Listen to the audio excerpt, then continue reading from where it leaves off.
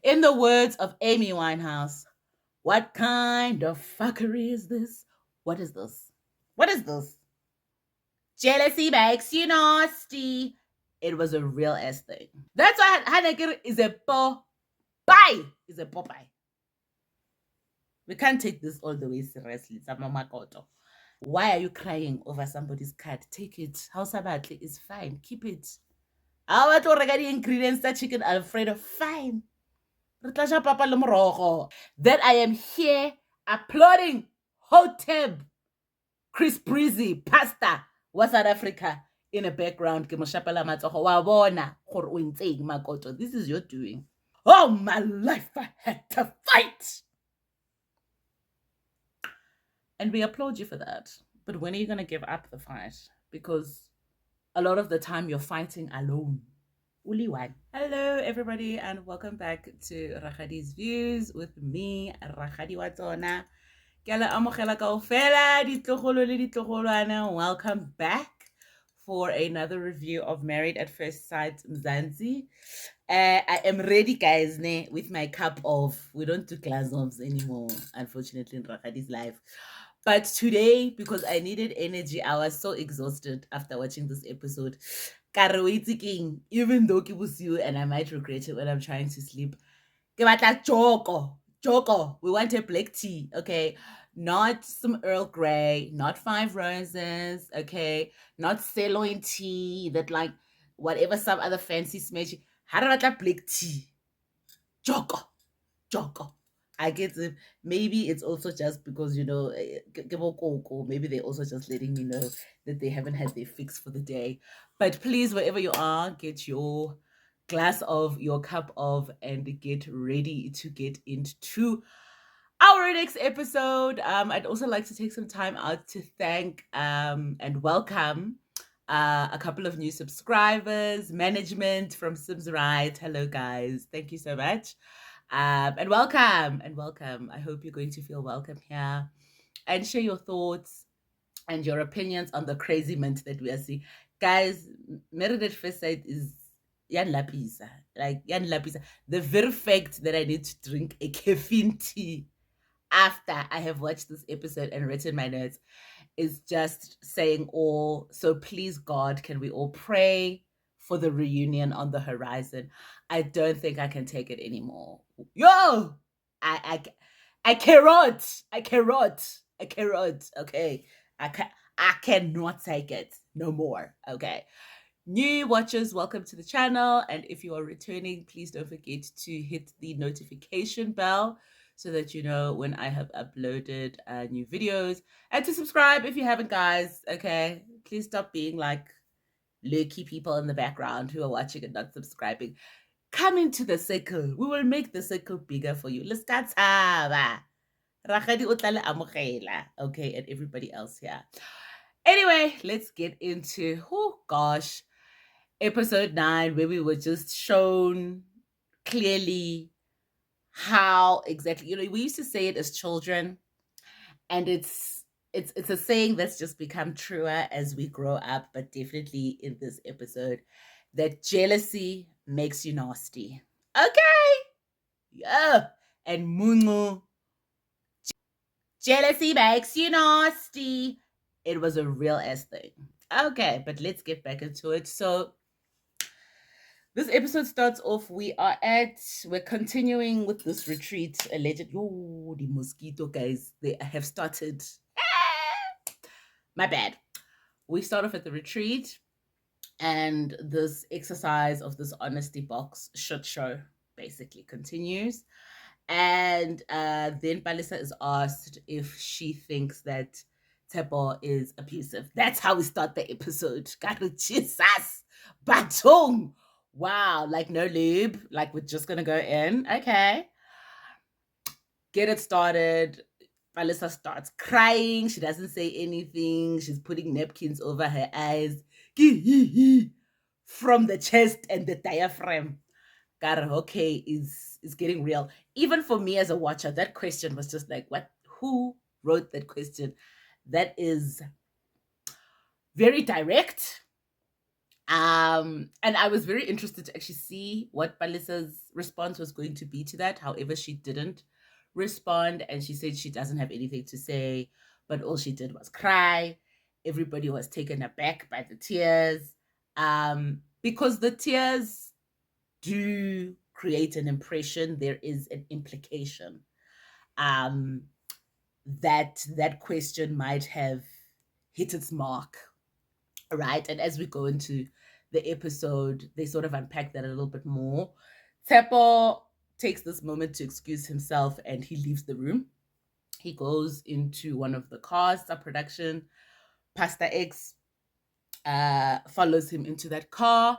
And as Tepo is leaving, Makoto makes the comment that, yes, wabona ke narcissist. This is what narcissistic behaviors are about. Palesa then had also made a comment later on about Tepo being a narcissist. And so, because this is an educational channel, we try to do edutainment when we are looking at these reality TV shows. Maybe this might be a good time for us to take a little time out, right? Because a lot of these topics, particularly when they're psychological in nature, are very nuanced, and a 30-second clip won't be sufficient. But I must say, personally, for me, it has been a bit problematic for me, the way that we are throwing around the word narcissism in our daily lives outside of internet and what's going on this TV show, just for me personally, right? And I think it's important that we have language that we didn't have before that helps us to name things. It helps us to be able to identify certain behaviors in ourselves and in other people. It's a good thing to have more information.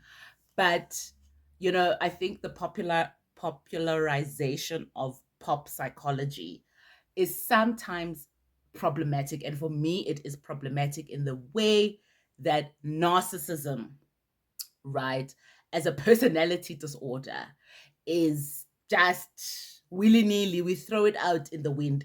So let me, as I also reacquaint myself with the information and the knowledge from people who are experts in the field, let me share it with you guys too, because we need to be understanding what are we talking about when we are saying somebody is a narcissist. And I'll let Dr. Ramani tell it to us, proper girl. About it in terms of sort of the key kinds of pillars, if you will. It's a person who lacks empathy, who's really entitled, meaning that they expect special treatment to be given to them, but nobody else. They're very grandiose. They harbor huge fantasies. They only want to affiliate with people they think are as cool or as interesting as they are. They're very superficial. They're very concerned about their appearance, the appearance of people around them. I always think of them as beautiful facades with not a lot behind them. They don't regulate their emotions very well. They're very prone to throwing tantrums, getting angry very quickly, especially if they don't get their way. And they can be really hypersensitive to criticism. They're willing to dole it out, but they absolutely can't take it. So the sort of, let's call it the twisted empathy. Okay. I like that. Mm-hmm. Pathological selfishness, the excessive need for admiration and validation, the whole grandiosity circumflex, and the impulsivity and poorly regulated emotion, especially anger, when basically they don't get their way. Those are the five. You got to have all five every time, whether it's mild or severe. That's a really important defining characteristic, is that if you only have three of them. No, I'm not talking about narcissism with you. So that's interesting, because I put, like, if you've got three of them, I put that on the spectrum, but you're saying no. Not so much, because listen, here's the thing. All these five things are highly intercorrelated. So it is, I'm just going to leave those there for you guys. It's a mathematics, 2+2. But I think, particularly with regards to this show, the people that we are conversing about in social media and in the YouTube comments as to who's a narcissist and who isn't, I think when we take those definitions into account, and what are sort of the markers that are used for a diagnosis when it comes to narcissistic personality disorder, I think we might change our opinions on who we think is narcissistic and who is not, particularly by the end of this episode and maybe by the end of the season. And the reason that I wanted to stop here and for us to take a moment to really interrogate how we are defining narcissism and how we are using that sometimes to label and correctly identify certain behaviors, but sometimes to shame other people who are exhibiting negative behaviors, is because, not personally as Rakadi, like I have friends who have lived through relationships with narcissistic partners who actually displayed all of the markers that are spoken about and subsequently were able to get out of those relationships. It took years for them to leave. And so I think I just want us all to be a little bit more responsible in how we are using this label, because it can minimize sometimes the experience, the very lived and real experience of people who have been in this type of abusive relationship dynamic. And the very fact that they are able to escape and get out of those relationships with their lives intact, a lot of them not with their sanity. And that becomes a journey to sort of piece back their lives. It's just, Rakadi stepping in also as a professional to just say, can we be more responsible in how we are naming people, and to do your own research if you don't know what it is. If you don't know what narcissism is, if you don't know what gaslighting is, you heard it, somebody talking about it for 10 seconds on a TikTok. Can we just be informed? Because there are real people suffering through real trauma, trying to recover from actual narcissistic abuse in relationships. And so I wanted to just put that in there for all of us, not just the participants that got married at first sight, for us all. So then Pastor X is sitting with Tsepo in the car there, it's a production, and asks Tsepo, where do you think Palisa might have gotten the impression that you are abusive, and where is this term coming from? Tsepo then recounts to us that it might be because when Tsepo took back his bank card from Palisa and then took back his keys and revoked her access to the car, Makoto had made a comment to Palisa that is financially abusive.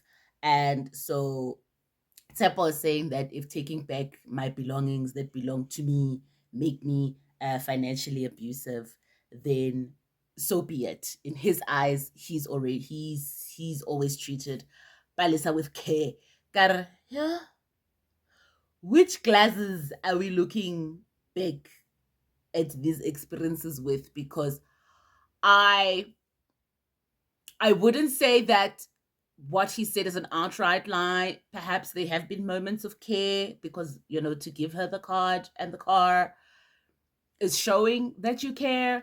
But there have also been a lot of instances where you have been very emotionally abusive and manipulative, Tsepo. So I don't think we can make absolute statements like that. Even the producer asked him directly that, like, have you ever abused Palesa? And he says no, he has never abused Palesa.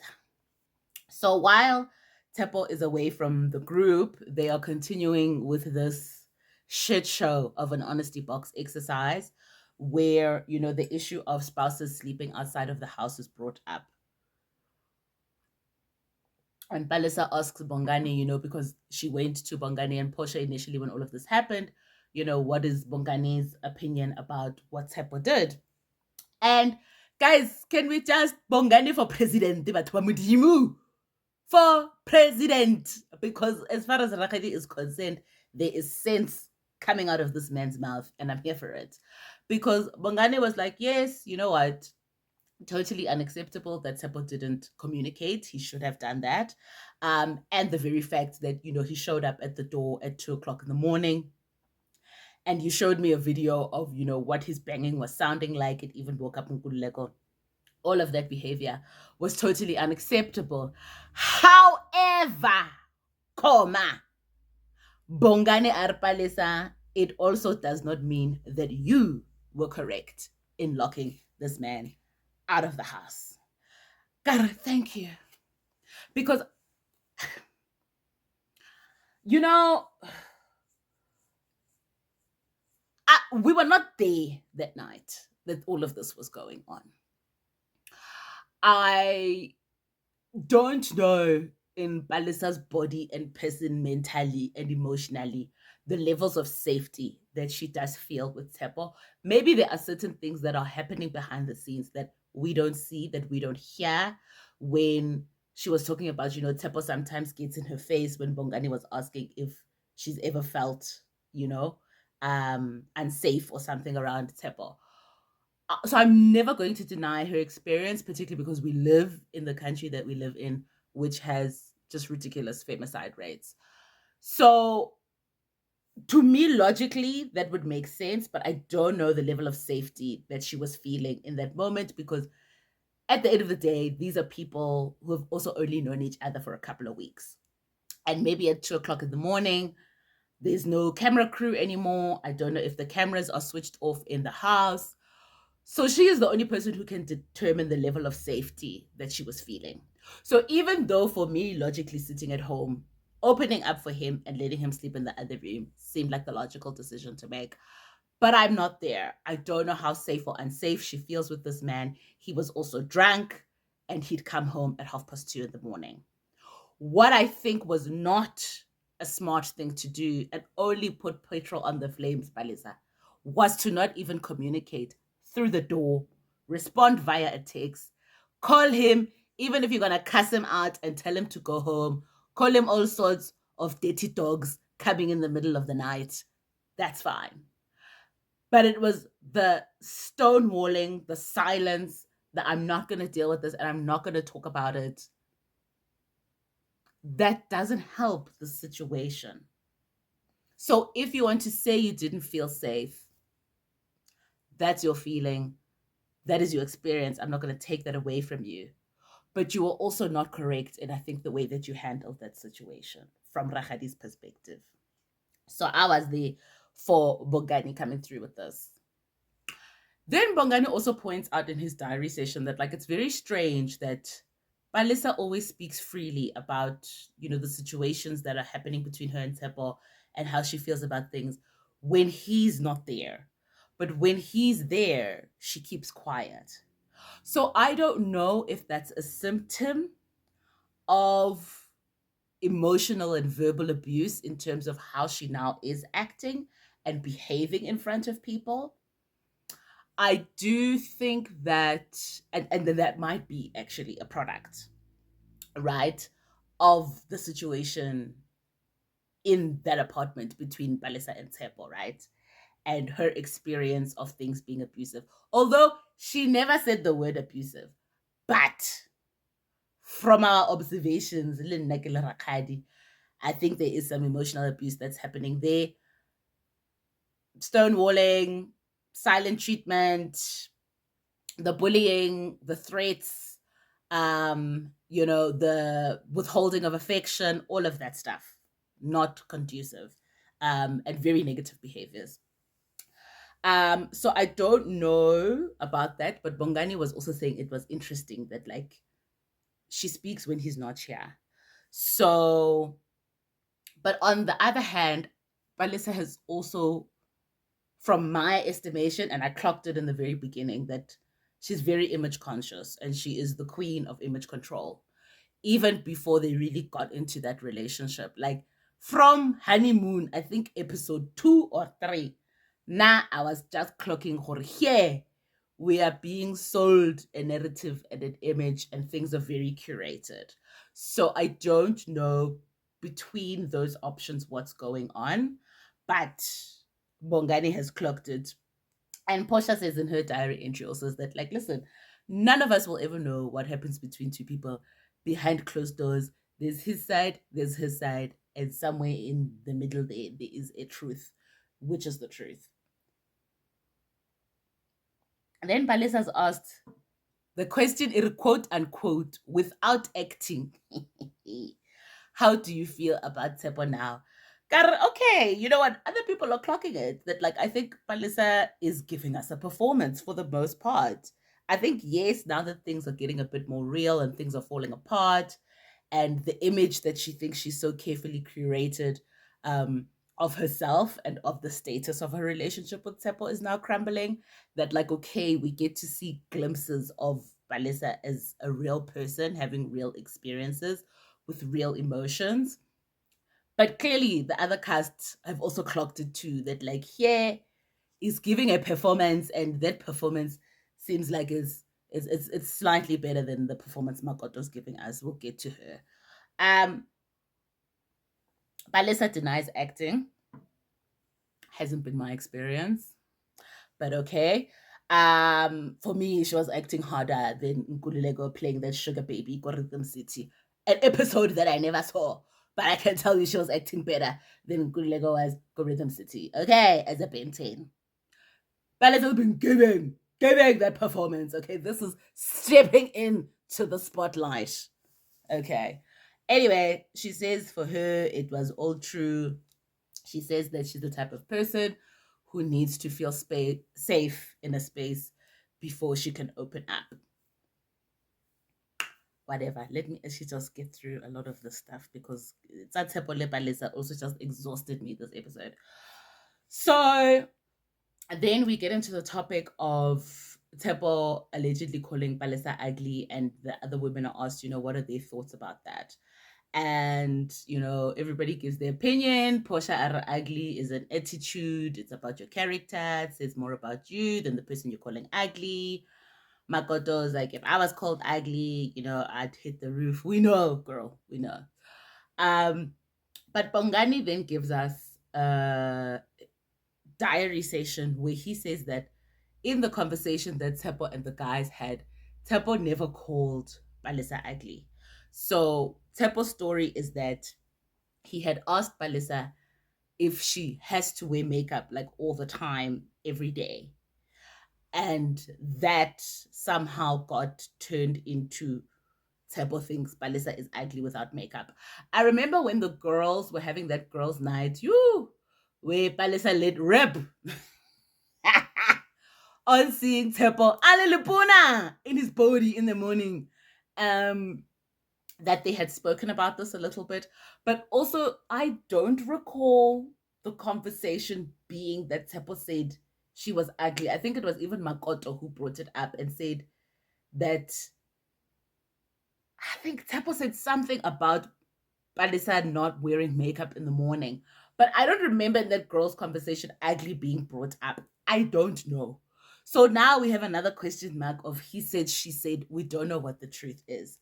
I don't know if Tepo said that she was ugly. I don't know if I believe that he might have said that she was ugly. I think he definitely probably asked her about all the makeup that she's wearing. And like, no shade, I'm not trying to comfort nobody, but it is a lot of makeup that she does wear. But I'm also coming from a perspective of somebody who rarely, if ever, wears makeup. And even then, it's minimally.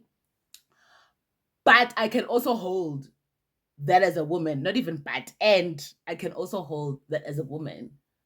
I'm not going to take kindly to any man, even if he's my partner, telling me what I should and shouldn't be putting onto my body and adorning it. It's gaga. So I can understand that, Palisa would have taken offense to that. As I said, she's very image conscious. So I think if anybody's going to say anything about her image and how she looks, she's definitely going to take that to heart. But I also just want to exit this conversation of is she ugly, who said what? Hey, boring. Then so Tepo comes back, he sits down, and just before we can think that we're getting out of this honesty box, just dumpster fire of a exercise, and just carry on to the next scene, then Palesa turns to Arkabe, the final blow to the heart, where she asks Tepo that now, Tepo, do you understand why everybody who loves you leaves you?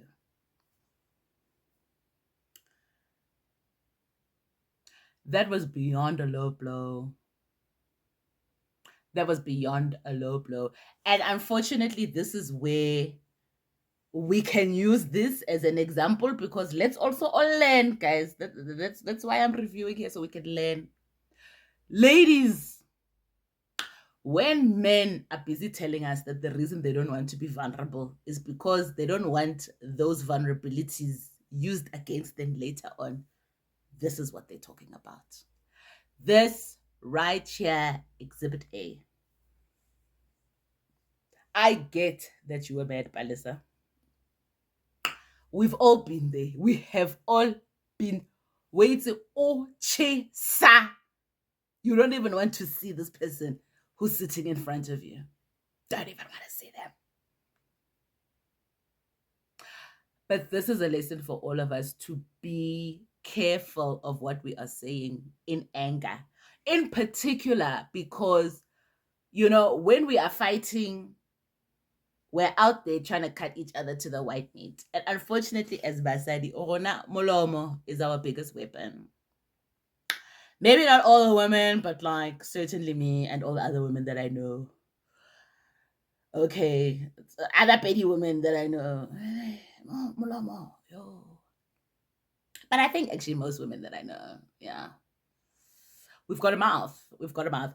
But let us not be cutting people down like this, because already Tepo had been going through a lot, being called abusive. Already, even just arriving to retreat, Tepo le Palesa, it was a very unhappy household. They were put in separate rooms. Okay. Then on top of that, you're just gonna finish him. Mortal Kombat. With that statement, girlfriend, I was low to the ground. It was low. Even Nelisa was like, guys, does he even have to answer that question? You can see this person is hitting. Fedile. Makoto, madam of drama, steps and says, no, but my friend is also hurting. Can't we see that Palisa is hurt? First of all, Makoto, this is not about you. It's not even about Palisa at the moment. Can we just take him out of the hot seat? Even if you think he's a narcissist, Makoto. Stay in your lane, because your lane, Mole, is just crooked. That lane of alleged marriage that you and Nkululeko are walking on. It was a horrible, horrible exercise. I think even by the end of it, Posha Mbongane, tired, wanted to go home. She was over it. Posha, also me. I'm tired. This was exhausting. Nelisa was also like, there was no need for us to be asking such deep questions. It was not even good TV. This is where I always have the caveat and the disclaimer for people who want to go onto reality TV shows. Unfortunately, you are going to be dealing with producers who are here trying to make entertainment and constantly pushing the envelope. Because I think that question could have actually led to a much more incendiary situation. There could have been some fireworks in the West Way, and thank God they were not. But that was the final blow. I don't even know how side to actually have a good night's sleep. It was rough. Okay, rough. Next day, Pastor X is now coming to do an intervention because he wants to find out the truth of where this statement that Tepo is abusive is coming from. Rachadi's side note is that I don't think Pastor X should have done this himself. I don't think he should have been the only expert doing this. Firstly, because the chops, I think are just not there for me. Other people might say, but Pastor X is not the one for me. And as was demonstrated, the session got away from him. Things got out of control and he was no longer able to contain them. Sometimes because of him himself even getting off track. If the issue here was to find out about where the statement of calling Tepo being abusive comes from, and then let's deal with that. Now Pastor X is asking Makoto about, where the statement comes from that Makoto's a whore. I mean, guy, let's stay on the topic anyway. Let me stay on the topic. So Pastor X meets with Makoto first, who clarifies that it was her who actually brought the allegation of Tsepo being abusive, right? And it was because of the fact that he had given Palisa the card and the car, access to the car, and now was revoking that. Which I have two questions around this. Palisa, now I'm surprised, and my question mark actually from last week's review still remains. I thought this was an independent, I can do better by myself. I don't need a man. I've dated, you know, rich men from all around the world, and I'm that girl. Bank cards are being handed over, cars are being driven, she's being Ubered all over the show. What's happening? What is the agreement and the arrangement? But fine, maybe Palisa is the type of woman who wabona we can do it first week in because we are married. I now have access to the money. Tshepo le yena a dumela. But at the end of the day, ne, re le basadi, we all don't want to be waking up in the morning and going to work. The girlies, we are tired. Re kgathetse, re lapile. And yet and still every week we wake up and we do what we need to do and we pay our own bills. As rough as it is. And it's rough. It's rough. As ladies, if you are out there and you are working and you are paying your bills, only one, high five. You are out here. You are that girl. You are that girl. Just to remind yourself, look yourself in the mirror and say, I'm that girl. You're that girl. Because it's harder out here. But we don't do that because it's always like rainbows and butterflies and unicorns. We do that so that when somebody wants to revoke their card or tell us that they're not going to order an Uber, we're not stressed because fine, take your things. I've got my things. That's why, sometimes no, we feel like, we're the dum-dums who don't know how to market, our pussies. We don't know. We don't know, We didn't go to the course, yeah, PR and marketing, okay, of a snatch. We went there.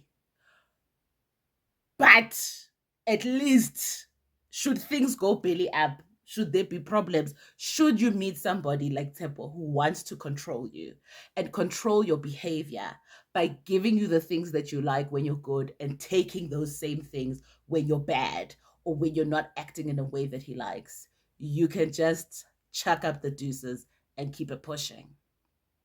So I'm confused. Is it financially abusive? Fine. I think yes, it is because somebody's trying to control your behavior and get a certain outcome.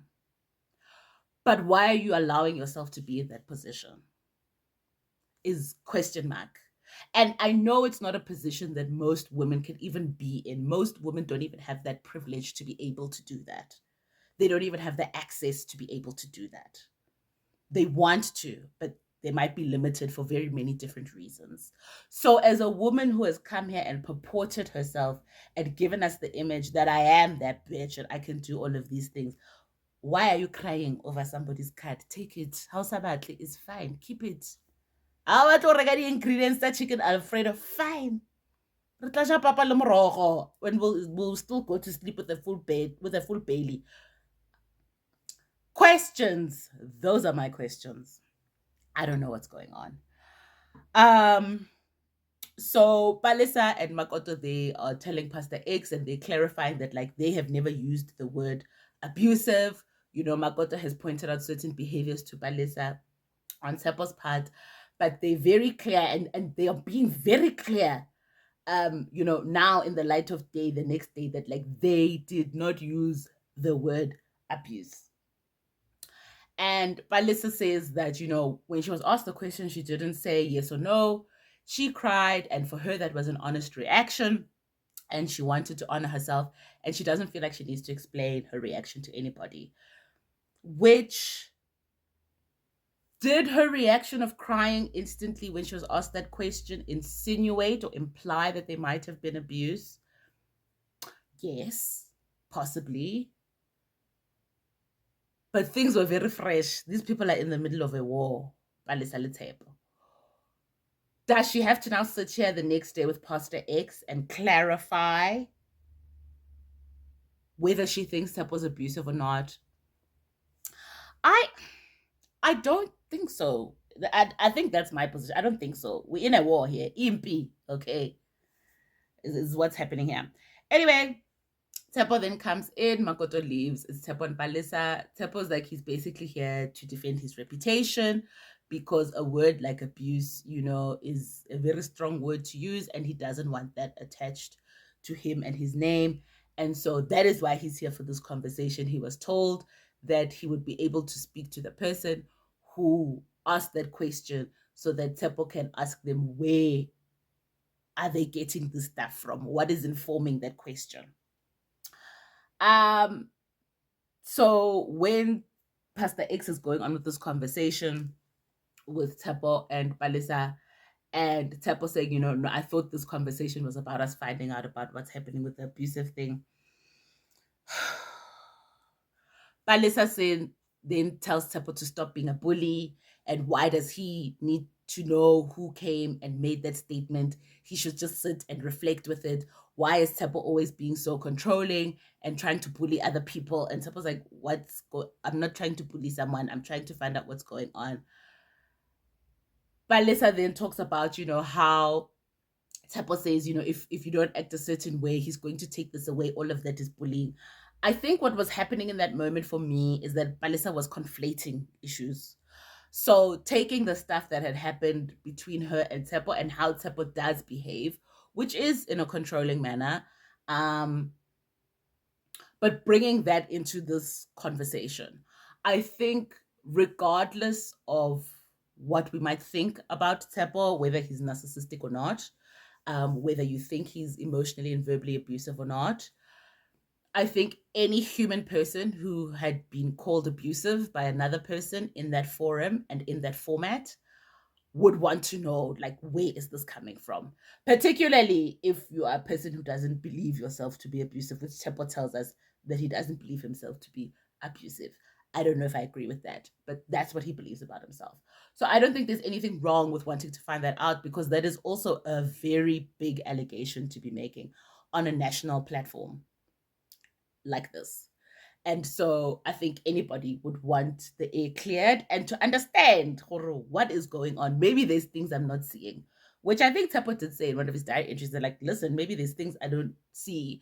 Although I don't know if he would really be receptive to any sort of feedback that would tell him that he might have been abusive in certain situations. And particularly if that feedback was coming from Makoto, I don't know if he would actually be open to it. He might just be wanting to have another fight to clear his name. But I digress. Alisa's now screaming, Tshepo is bullying her and he shouldn't be bullying other people and wanting them to come forward and be controlling. And then I recall a comment that Balisa had made in the previous episode where Tshepo didn't come back home and she'd gone to Makoto and Nkulileko's place the next day, and Nkulileko went to go get Tshepo. And then Palisa was going in on Tshepo, telling him all of the things that he isn't, which is not confident, and that basically he's a loser who's insecure. And Makoto had tried, girlfriend, wait a minute. And Palisa's words were, don't bully me. So, 1+1. Here, I think Palisa, in her mind, feedback equals criticism equals bullying. I don't know, but there is a sense that I'm getting that for her, somebody giving her feedback is shutting her down. It's trying to suppress her, is trying to not let her speak her piece. And those are two separate things. And so I don't know where she's getting feedback equals bullying from, but I think this was a light bulb for me. Anyway, Tshepo shuts down again. And he stands up and he leaves because he's not going to sit here and do back and forth because he's more mature. He's not a child. He's not going to do back and forth Popeyes, Lipalesa, which is also just, Lord, where was the interventionist at this point, Pastor X? No, please, Palisa, please, Tepo, please. It ran away. It was a runaway train, and I think a very unsuccessful intervention. But, production is happy because it was good for probably ratings. Then we see Makoto and Palisa at the pool, chilling, and Nkululeko joins them before Nkululeko can even put his feet into the water properly and relax ka gown ya hae next to Makoto and Palisa. Makoto gets into that ass real fast, quick, and in a hurry. Asking Nkululeko why he didn't defend her when Tepo called her a whore. I don't know why we're coming back to this over and over again, because you guys went out as a foursome with Tepo, where he apologized, and Makoto, you said you were happy he took accountability. I don't know. Then we talked about it at that honesty box exercise sham. And now we're back at the pool and you're talking about it again. It's just this.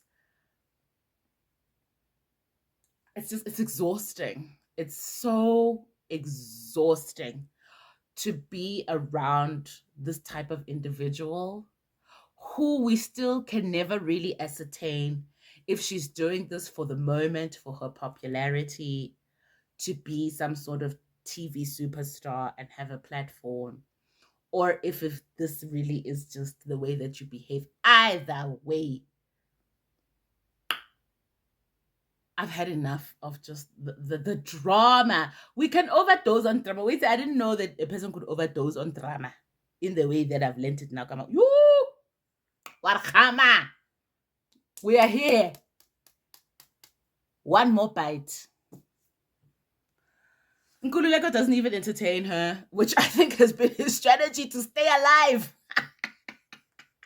It's been his strategy to stay alive in this relationship. And she's like, didn't you see what Reason did for Gigi Lemon? And Nkuleko's like, I'm not Reason. I'll never be Reason. Are those ideas that you've got of love and relationships very old school ideas? Take me out of that equation, please. I'm not there. Those are the dreams and the ideas that you have in your head. It's got nothing to do with me as a real person. Okay, Nkululeko, speak up for yourself. Wabana Makoto, wabana the point you've gotten us to. That I am here go internet defending Nkululeko's position. That I am here understanding his position. That I am here applauding Hotep, Chris Breezy, pastor wa South Africa in a background. This is your doing. It's you. It's you doing this. Because you wanted to be the villain. I that's what you told us at the end of this episode. I love being the villain. That's what I've been doing from the beginning. Villain era. Hashtag. Here we are. Defending Nkululeko. He told her, when I batla papa action, I'm not him. He's not gonna go and be fighting physically with people. He's like, I don't do that. And he's basically saying he's frustrated that there's always an issue with Makoto. Always. She's always bringing up something that he hasn't done, that he needs to do better. But she's never taking responsibility for anything. And unfortunately, his observations and her behavior are aligning. And that seems accurate because it really is always something. Like, you three couldn't even just sit at the pool to sit at the pool. Eventually, Nkululeko just takes his feet out, thanks Palisa for a nice evening, wishes those two ladies a good evening, and tries to get out of there. Even Palisa tries to show Makoto that, like, no, but at least Nkuleko's still here. He's still committed. Makoto's not even trying to hear that. She's not even trying to hear that. She won't even let Palisa finish the statement. Should anybody want to say anything positive about Nkululeko, she's not trying to hear it because in his mind, as she told us, he's the enemy and he just won't admit it. And so her strategy, which is not working and which will not work, but her strategy is because she's an honest person who lives in truth. Her strategy is then to break him down and nitpick at him until what?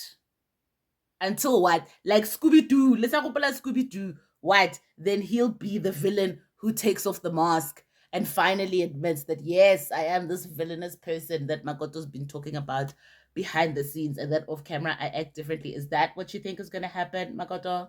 Is that your plan and your strategy? Because all you're doing is exhausting all of us, alienating all of us. I need this show to finish. Oh, I fail. He's never going to admit it. He's never going to admit it. And this is the thing. I don't think Makoto's making a lot of this stuff up. It's not. But your approach, and particularly, she is the demonstration of these people in life who are proud and wear the badge of being honest people. But honesty without kindness is just cruelty. And we see it time and time again.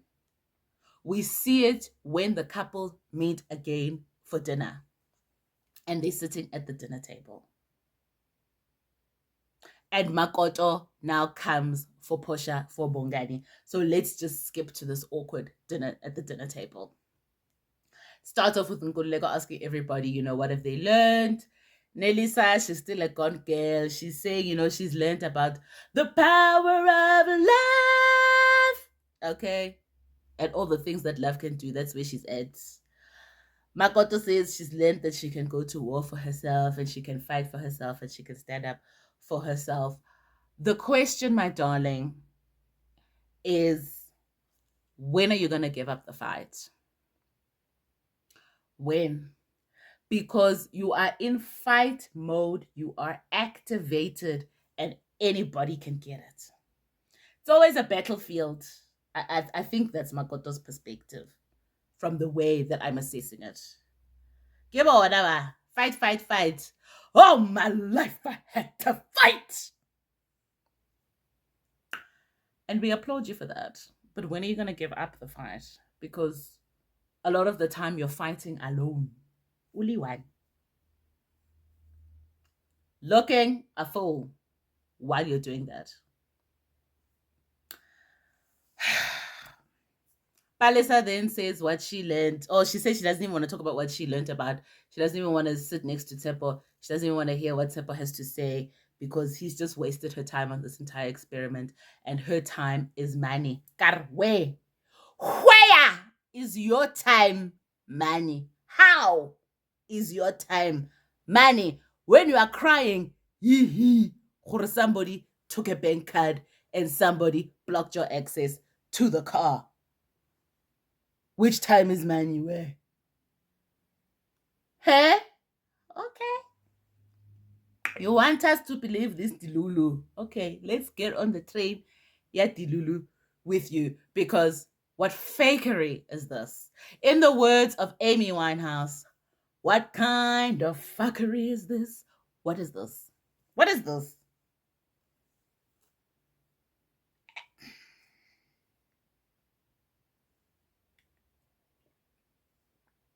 And not just to judge Palisa, but can we take a page out of this, guys, and really just start interrogating ourselves and the lies that we're telling ourselves about who we think we are? Anyway, Makoto is then dead set on exposing Nkululeko for being fake on camera during this dinner scene. She's so committed to exposing Nkululeko. Just committed. This is her number one reason for being, if she's in the villain era. It was this. When she's going to dedicate some energy to her own self-improvement, I don't know. To her own growth, I don't know when that's going to happen. I hope it happens. But we never really know. Because Nkululeko's then sharing his experience around the dinner table. He then notices Makoto is rolling her eyes and looking disinterested. And obviously that shuts him down, in trying to express himself fully. Which, once again, here I am, empathizing. Nkululeko, Makoto, what are you doing to us? But I'm empathizing with him because that is not a good feeling. To be shut down, even if you are going to be talking some shit, but not good. You want to feel like you're a human being who deserves to sit at the table and deserves to share your voice and to speak up in a group of people.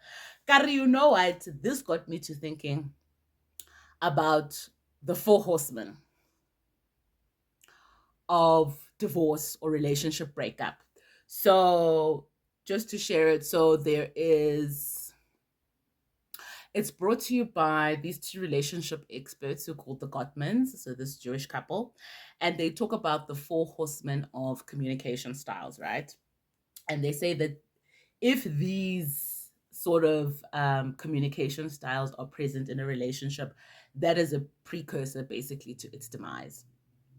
Kar, while we are at this dinner table and I'm looking at these people, Kar, yeah, four horsemen, let's interrogate it. Because the four horsemen that they've identified, so the first one is criticism, right?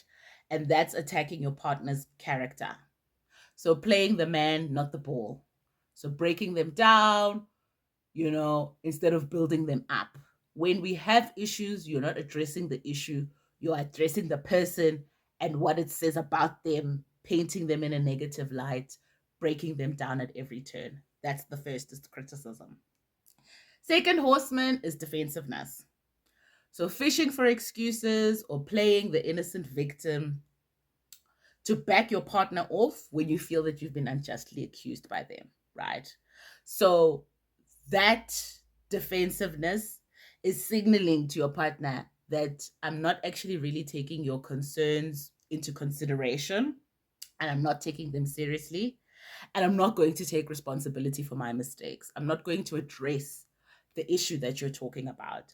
I'm just going to back you up off of me without addressing the issue, i.e., sometimes Tepo's situations and how he likes to deal with things. So it will be usually reversing the blame, making it the other person's fault. Sometimes even creating conflict, the way that Tepo did in the last episode at the dinner table when he was asked to address the issue of calling Magodo a hoe. Third horseman is contempt, making your partner feel worthless and despised by being mean, ridiculing them, disrespecting them, calling them names. And the fourth horseman is stonewalling. So that's withdrawing, shutting down, and it's usually a response to continued contempt, right? And so that sometimes that stonewalling is demonstrated with evasive behaviors like tuning out or turning away, engaging in another activity, distracting yourself, playing on the phone while somebody's trying to have a conversation with you, and giving nonverbal responses. That's why for me, it annoys me when you're trying to talk to somebody and they're on the phone. But this is what it made me think of in Makoto and Nkululeko's dynamic, but also in the dynamics of all of the other couples and in your own life. Maybe a new concept that you can sit on and reflect on. Because when Makoto was looking at Nkululeko was describing, what he was feeling when he was trying to express himself. Makoto is holding Nkululeko in contempt. Is serious. Serious. She doesn't like him. She's constantly critical. God forbid that anybody points out something that she needs to be working on. She's not here for that. She's very defensive. Even when Balesa is trying to show her the way and be a friend, Makoto doesn't want to hear it from anybody. Because she's the truth seeker. She's the justice warrior. She's always right. And because she's in the pursuit of honesty and truth, ain't nothing wrong with the way that she might be going about it. Then we see Makoto showing us that jealousy makes you nasty and misery really does love company. Because Portia's giving her feedback and basically praising Bongani and saying that this was the man that she prayed for. In the beginning of the experiment, she wasn't really open to it. She wanted to leave the next day. But the way that Bongani treats her, the way that he looks at her, she can see that this person treats me like a king and I've always regarded myself as a queen.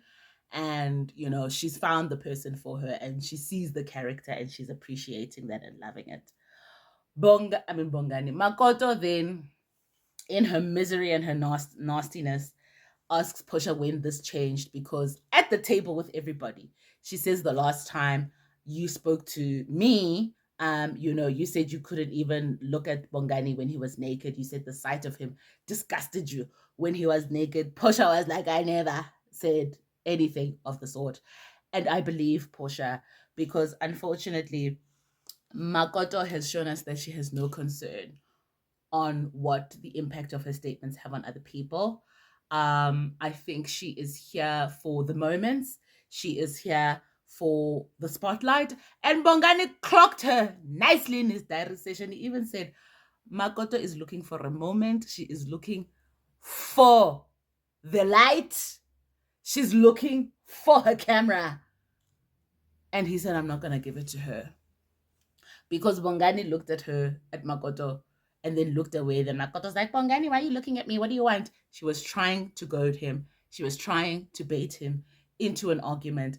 And Bongani, I'm not even going to give you oxygen. When I want a person like you who thrives off conflict and just needs the little bit of kindling to get that fire started.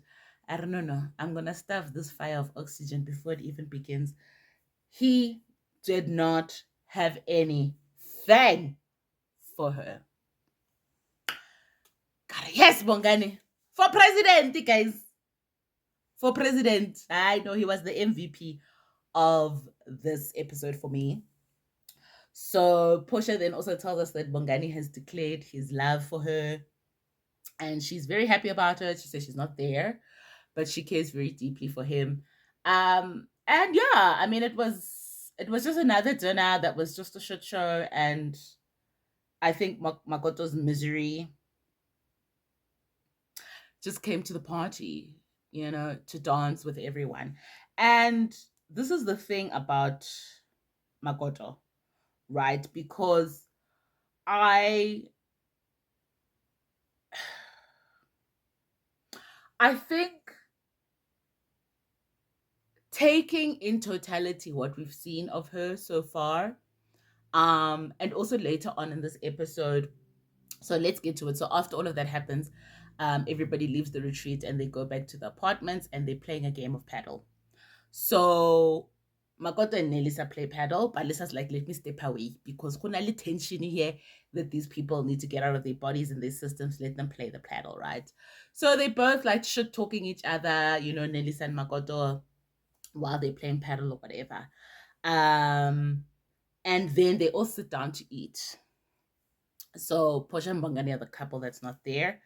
And then Makoto proceeds to, she's the first one to be like, well, what did you guys think of yesterday at the retreat? So our producer on site, live in action, aka Makoto, says, let's get it started. So she now wants to rehash what happened at the retreat. And then, she talks about Portia and Bongani. She's like, yeah, I was very surprised about what Portia said, now that she's liking Bongani because, Portia had asked me to hook her up with a friend of mine some time ago. So now I'm surprised that it's all lovey-dovey. What I loved is like nobody even asked her for more information. No one asked a follow-up question. Abamofa the oxygen, the kindling that she wanted for the fireworks. Because I think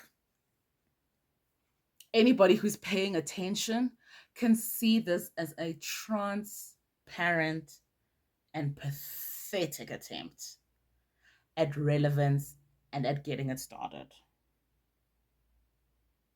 This is the pathetic attempt at being a producer on the scene and stirring some motswako and adding some raja. Because why were you not saying this at the dinner table? Why are you even saying it here? And so this is that energy of like, you are still fighting, Makoto, and nobody is fighting with you. You are in the ring, you are fighting. And you are just showing your misery, your jealousy. And I don't want to use the trope of the angry Black woman, because I don't think it is a completely accurate description for any woman who is angry. Because for anybody to be this bitter and this miserable, what is sitting underneath that is a very hurt little girl. What we are witnessing with Makoto is the wounded feminine in its most destructive element. This is what it looks like. When we don't heal little girls that live within us and walk within us, this is what it looks like.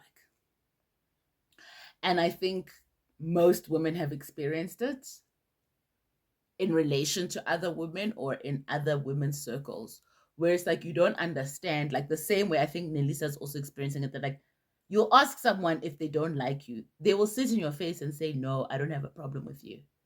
But you can read the energy, and more importantly, I can read your body language, and everything is pointing to the fact that you don't like me. But rather than sit there and directly have an honest conversation about what it is that you might not like, which we'll find out probably has actually nothing to do with me. It's just that I represent something or I'm mirroring something back to you that you don't like. Rather than us talking about that, then I must now deal with your passive aggressive behavior. It's willing, kotsiling, like the way Nelisa's having to deal with Makoto's behavior. The way that Portia is catching just strays.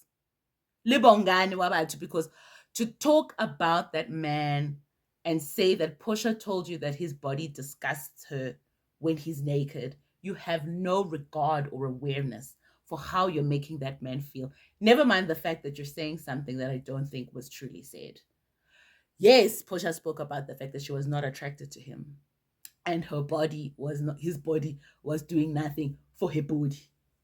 But I don't think Portia would have uttered the words, he disgusts me when he's naked. I don't know. But even if she had said that, whether she said it or not, we are not judges and juries. But you had no regard for how it was going to make him feel at all. And that is how you constantly make Nkululeko feel. No regard for whether I'm embarrassing him or I'm humiliating him. What's important is my feelings and how I feel, and airing them whenever I want to. You see, we're dealing with a hurt, angry little girl. That's what it is here. That is what she represents for all of us.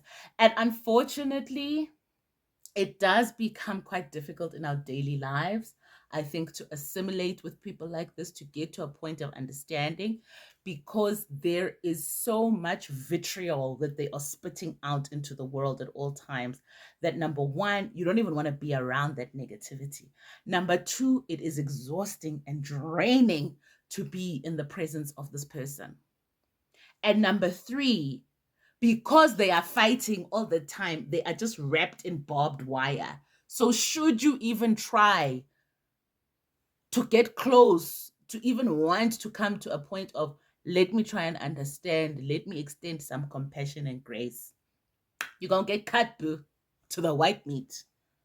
Because I think Makoto is very proud of that. She tells us he's a villain. Alitebi. She's a villain. That's what she's here for. They go around the table. Tsepo then tells us that, no, he's very happy to see other people in love and that, things are working out for them.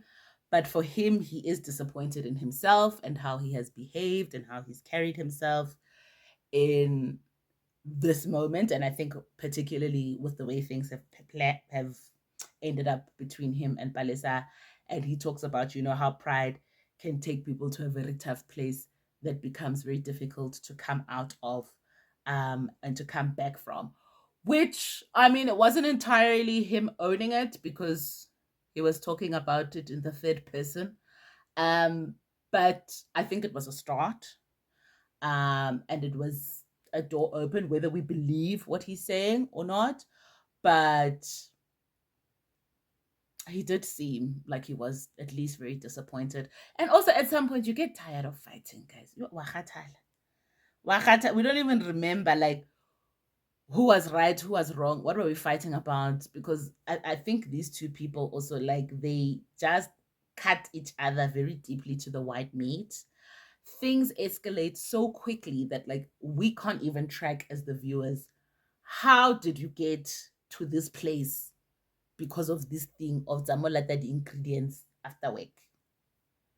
And now it's big. How? But it happens to all of us. It happens to the best of us.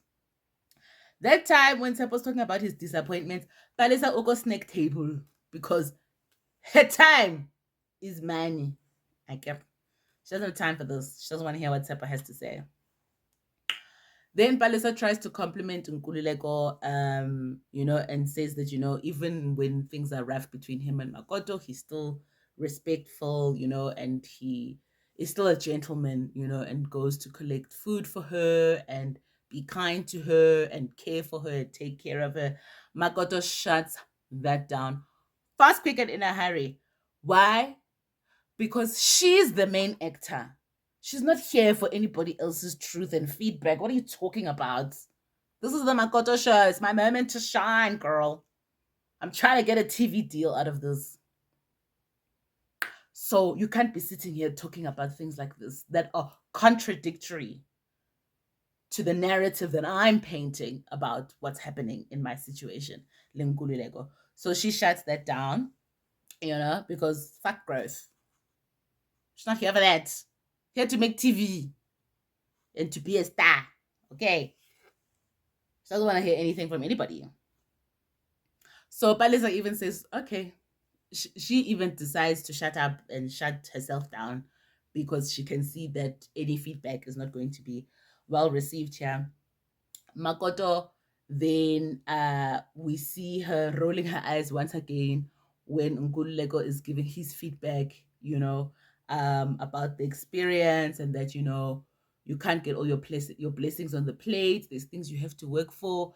But he's very committed, starts quoting the Bible and God. And all I'm hearing while Nkuleko's talking is just like, how do I do that? You just gotta like soak in God's presence. Right. No, I hear you. Chase after him with reckless abandonment. Yes, I totally want to do that. Like, we're on the same page. Bro, just like swim in his sovereignty, you know? Right. You just gotta press in, bro, and abide in him. Fall back into his real quick, love. like super duper quick. We're on the same page. I don't need you to Praise tell me God, that. bro. But how do I do that? Like, stop striving and step into overflow. Okay. Yeah, but how? Like, tell me, like, dude, like, can we just pause super quick? Like, can you just give me like two steps to do that? Yeah, man, let the fire fall on you. Okay. Makoto storms off because she's upset and says her and Nkululeko hadn't even been talking the whole day. They haven't spoken to each other, not two words. And now they're sitting here at the table and he's saying all of these beautiful flowery things and it's clearly ticking her off. And so she has a moment to storm off because let's all have a moment to storm off. And she goes, ironically, and sits on the playground equipment for the kids. Karia, I think that's very fitting of like the level of your emotional reaction to what's happening here. Because I don't understand why you can't sit, even if you don't agree with it, even if you think he's a liar, pants on fire, and giving another performance. I don't know why you can't still sit through it. But she's here to make TV. That's what it is. That's why Hanegir is a Popeye. Is a Popeye. We can't take this all the way seriously. It's a Makoto. Then Palisa comes, to Duduza, her friend. Makoto's not trying to hear it because she's like, Palisa, how can you say those things about Nkululeko being nice to me? Now you're making me look crazy. I'm not there when Sepo's doing all of those things that you talk about, but I support you. So basically what Makoto wants is blind loyalty. You can never give her feedback on her behavior, on her responses and reactions to situations. You must just toe the line, sing from the same hymn sheet. That's the loyalty that she's looking for. So I don't know about these friendships where we can't give each other feedback because Makoto and Palisa are actually the same. Palisa doesn't want to hear feedback from Makoto because I think in Palisa's eyes, Makoto's credibility to give advice on relationships is probably at a zero. And Makoto doesn't want to hear the advice from Palisa either. So the last part that I'll just jump back to is that Tepo and Bongani have a sit down where Bongani basically admits that he's the one who wrote that question that asked Palisa whether she thinks Tepo is abusive. And Bongani's story is that, listen, based on how Palisa has been presenting the situations of you not coming back home, showing us the videos, showing us the text messages, she was presenting that situation as like somebody who was being, was in an abusive relationship. And so Bongani's like, I wrote that question and I phrased it directly in that manner, specifically because I thought it would give her permission to speak freely and directly about what's going on in the situation. Notice how Tepo's demeanor was not as antagonistic as it was, I think, when he was going to be having the sit down with Palisa and Makoto, who he probably presumed was the person who said these things.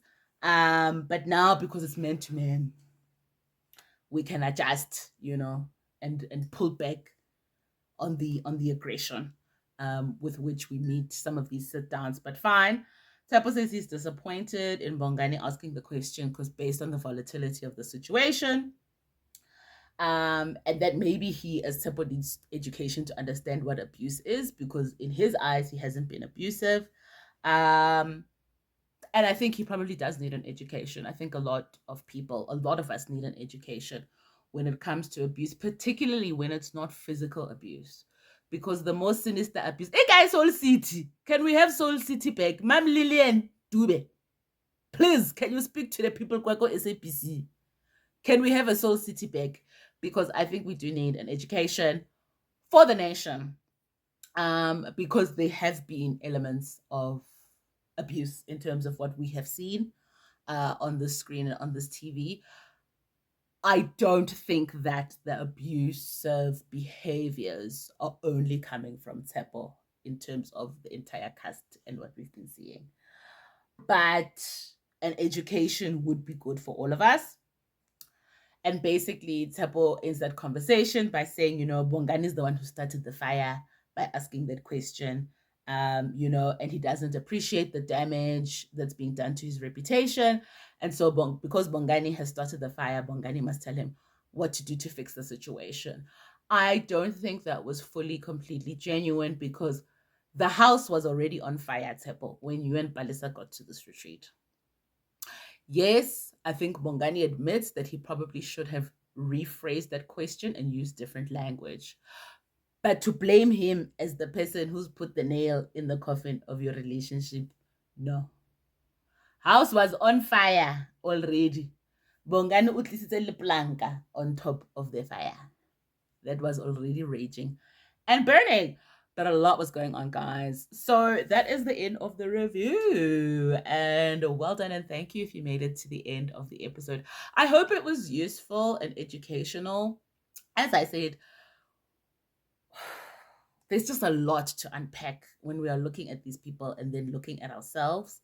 And I think in this episode, maybe a lot of the reflections we might have are not necessarily going to be positive and feel great, but they are important. Even as exhausting and as insufferable as Makoto is, I think she also serves as a very good demonstration of what it looks like when we are walking around as angry, hurt little girls in the bodies of women. And I think the same goes for men who are operating as angry and hurt little boys, operating in the bodies of what looks like an adult man. And this is what we get. So I hope you enjoyed the review. I'm going to try my utmost to have the next episode out tomorrow for the next review. But as I said, pray for me, please, children of South Africa. And have a fabulous, fabulous evening and a great week, and continue to spread love, not hate. Oh, and subscribe. Ciao.